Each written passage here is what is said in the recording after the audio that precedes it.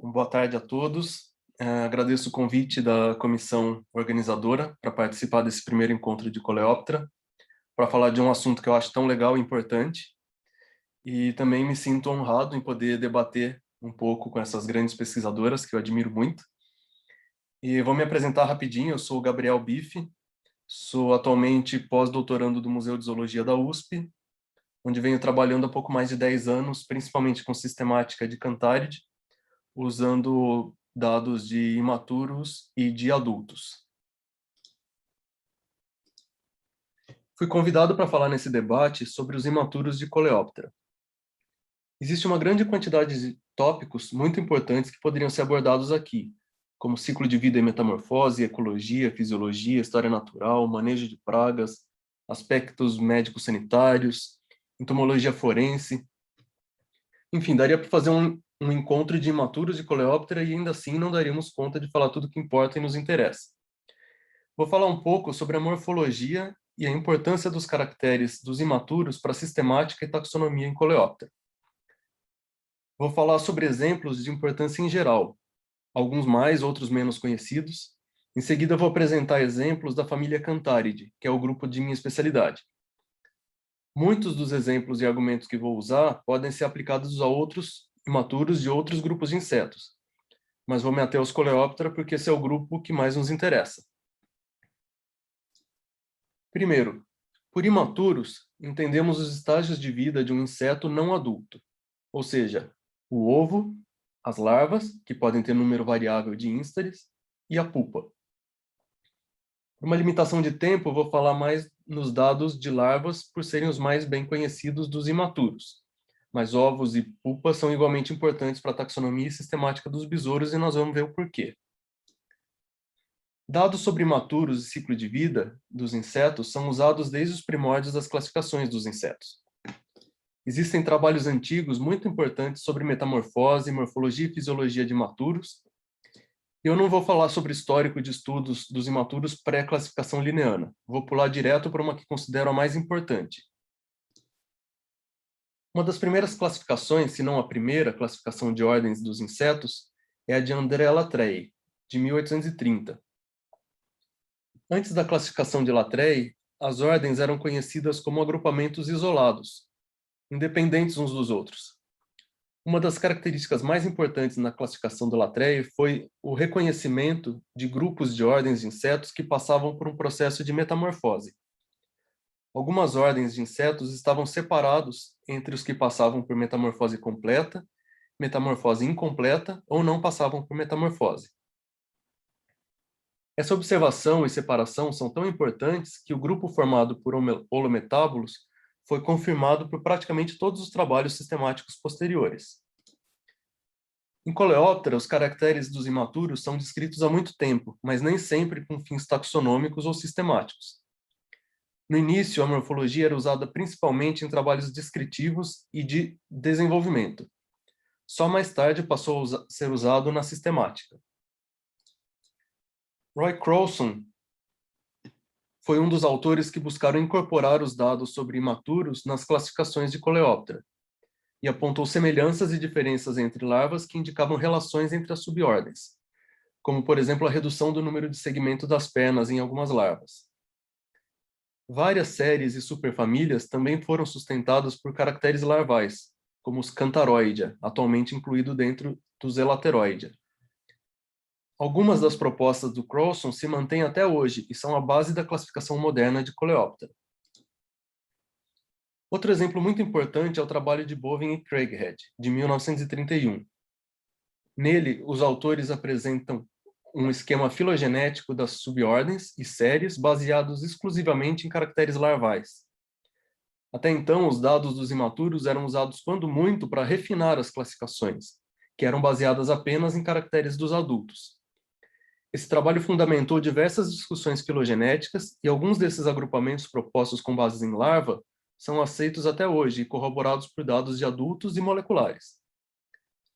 A maioria dos trabalhos que utilizam dados morfológicos dos imaturos para taxonomia, como uma ferramenta de identificação dos espécimes, está concentrado em temas de entomologia aplicada e restrito a grupos de importância econômica, médica, controle de pragas, entomologia forense, etc. Existem inúmeros exemplos para cada um desses tópicos. Um exemplo notável de trabalho que alia morfologia de imaturos, taxonomia e biologia aplicada são as obras de Duffy, sobre imaturos de Cerambicide. Nessa coleção de 5 volumes, divididos por regiões biogeográficas, ele trata de morfologia, descrições e ilustrações detalhadas, chaves de identificação para centenas de gêneros e espécies, dados de biologia e espécies hospedeiras. Também propôs diversas novas tribos e subfamílias com base em caracteres larvais.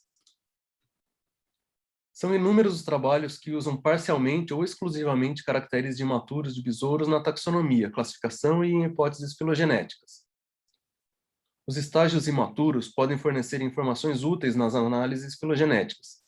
Combinados aos caracteres dos adultos, contribuem para a obtenção de cladogramas mais robustos e propiciam uma visão mais ampla da evolução do grupo. Esses trabalhos podem ser encontrados em praticamente todas as famílias de Coleóptera e contribuem também para um entendimento mais preciso sobre as adaptações biológicas, morfológicas, ecológicas e interespecíficas, levando a um melhor entendimento dos processos que levaram à grande diversificação dos besouros. A aplicação dos caracteres imaturos ainda é muito incipiente em muitas famílias de Coleóptera. Se os imaturos fornecem informações tão úteis quanto os adultos, por que se conhece tão pouco sobre alguns grupos? Embora reconheçam a importância dos caracteres dos imaturos na sistemática e taxonomia, diversos coleopteristas ainda resistem a aplicar esses dados em suas pesquisas. Ainda assim, vários pesquisadores admitem a intenção de usar imaturos em seus estudos, se possível. A seguir, eu vou listar alguns dos argumentos mais amplamente usados por quem ainda não começou a estudar imaturos e algumas contestações. Alguns dizem que larvas têm poucos caracteres para serem explorados. Isso nem sempre é verdade. A diferença é que os caracteres podem estar em estruturas diversas e seu estudo depende de uma busca mais atenta. Em alguns casos, as larvas podem ter mais caracteres que os adultos, se levarmos em conta a quantidade, distribuição e a posição de sensilas e cerdas que podem ser constantes em cada espécie. Em geral, larvas podem apresentar características marcantes em todo o corpo, como peças bucais, antenas, cápsula cefálica, pernas, tegumento, etc. Até famílias em que larvas são consideradas idênticas, como Curculionide, por exemplo, possuem uma grande quantidade de caracteres a serem explorados. É comum que estudos morfológicos de larvas sejam mais minuciosos que os dos adultos. As larvas de uma mesma família são muito parecidas entre si. Isso é verdade para alguns casos. Por outro lado, há larvas de espécies próximas que possuem mais diferenças que os adultos. Esse mesmo raciocínio se aplica aos adultos. Alguns são de difícil separação até entre subfamílias. E algumas espécies do mesmo gênero podem ser muito diferentes entre si. Além disso, a semelhança pode ser de grande importância para estudos sistemáticos. Essas figuras são de um trabalho sobre larvas de 2 espécies de Curculionide de importância econômica, porque são pragas de pupunha.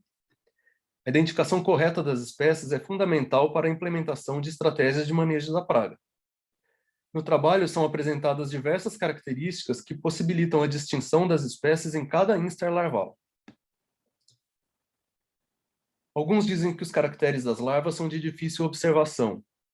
De fato, em alguns casos é necessário fazer dissecções e observar as estruturas ao microscópio. Bom, o mesmo ocorre em estudos dos adultos, que muitas vezes necessitam de dissecação do ideago, peças bucais e asa. Em alguns casos, a distinção só pode ser feita por quetotaxia. A quetotaxia pode ajudar a diferenciar larvas de espécies muito próximas. Nessas imagens, vemos 2 espécies de um mesmo gênero que podem ser facilmente diferenciadas pelas cerdas da epifaringe. Nesse caso, são escarabeídeos. Aqui, vemos como um trabalho bem feito de quetotaxia pode ajudar muito no estudo de certos grupos. De novo, o mesmo ocorre em adultos, de várias famílias, como em alguns carábide, em que a quetotaxia é fundamental.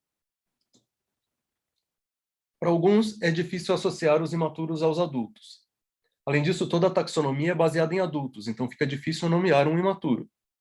De fato, a associação correta é uma das principais dificuldades. Até pouco tempo seria necessário criar as larvas até a obtenção dos adultos para poderem ser associadas a um táxon, ou serem coletados de uma forma em que não haveria dúvida de sua identificação. Hoje existem técnicas moleculares que possibilitam uma associação segura entre imaturos e adultos.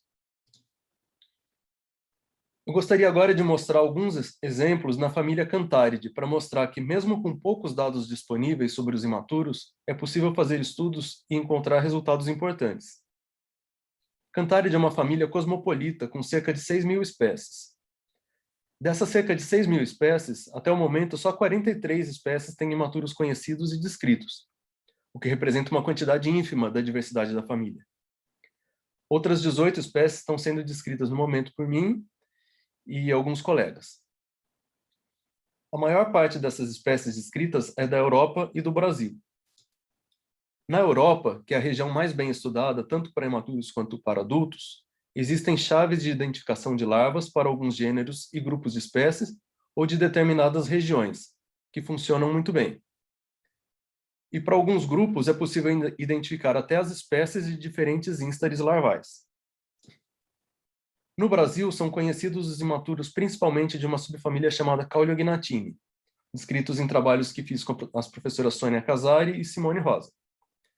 O número de espécies descritas também é baixo, mas possibilita investigações muito interessantes. Quando caracteres larvais e pupais são mapeados em uma filogenia baseada na morfologia de adultos de Cauliognatini, eles são recuperados como supostas sinapomorfias, definindo várias linhagens até grupos de espécies. Essas potenciais sinapomorfias podem ser o tipo de pubescência da larva e a forma da cápsula cefálica, a forma e o número de dentes das mandíbulas, a forma do nasal, que é a margem anterior da cabeça, formada pela fusão da fronte, clípio e labro, comprimento das cerdas do pré-tarso, forma e distribuição dos espinhos dos urogonfos das pulpas, entre outros. A mesma filogenia mostra que o gênero Daifron é polifilético. O estudo morfológico das larvas de duas de suas espécies confirma a polifilia e indica uma maior semelhança com espécies atualmente classificadas em diferentes linhagens do gênero Caulognathus. Em uma dessas linhagens, a morfologia e biologia dos imaturos e adultos parecem sustentar a definição de um grupo de espécies cujas larvas habitam bromélias. Em um outro trabalho, ainda não publicado, larvas de 4 gêneros da subfamília Dysmorphocerine da Austrália, Nova Zelândia e Brasil são estudadas em detalhe. O resultado corrobora uma relação de proximidade filogenética entre as famílias Maltinini e Dysmorphocerine, como indicam todas as filogenias morfológicas e moleculares. Além disso, diversos caracteres diagnósticos foram encontrados para diferenciar as larvas de 8 espécies que são muito semelhantes à primeira vista. Alguns desses não necessitam nem de dissecção para serem observados, como a pubescência, à esquerda, e a forma do nasal, como vemos à direita, que é a margem anterior da cabeça. A forma do nasal é diferente em cada espécie. O que eu quero mostrar com isso é que, mesmo com dados ainda escassos, os imaturos são fontes de informações valiosas tanto para reconstruções filogenéticas quanto para caracterizar linhagens em vários níveis taxonômicos. Isso pode se aplicar também às outras famílias de Coleóptera, não apenas a Cantharidie. Então, estudar larvas é fácil? Claro que não. A gente reconhece que o uso de dados larvais e pupais para muitos grupos de Coleóptera ainda é problemático e trabalhoso, por diversos motivos, como ciclos de vida ainda não conhecidos para muitos grupos, por viverem em ambientes muitas vezes distintos dos adultos, por terem uma morfologia diferente da dos adultos, então é preciso aprender uma nova morfologia, que em nada lembra dos adultos, e a associação entre larvas e adultos muitas vezes é difícil. O nome sempre é baseado nos adultos, entre outras coisas. Apesar das dificuldades, o estudo de imaturos tem sido mais prático que antigamente, e diversas tecnologias atuais têm contribuído para isso. A mensagem que quero passar é que não existem dados morfológicos que sejam mais relevantes que outros na classificação ou filogenia. sejam eles de imaturos ou de adultos. Na base dos estudos de sistemática está a necessidade de incluir o maior número possível de caracteres para obtenção de hipóteses filogenéticas mais robustas. Se os dados de imaturos estão disponíveis, por que não usar? Bom, por fim, espero ter encorajado os colegas a se aventurarem no estudo dos imaturos. Deixo aqui meu e-mail para quem quiser entrar em contato comigo e agradecer novamente a comissão organizadora do encontro de Coleóptera, especialmente a Stephanie Vaz pelo convite e pela paciência. Então, muito obrigado a todos, abraços e tchau.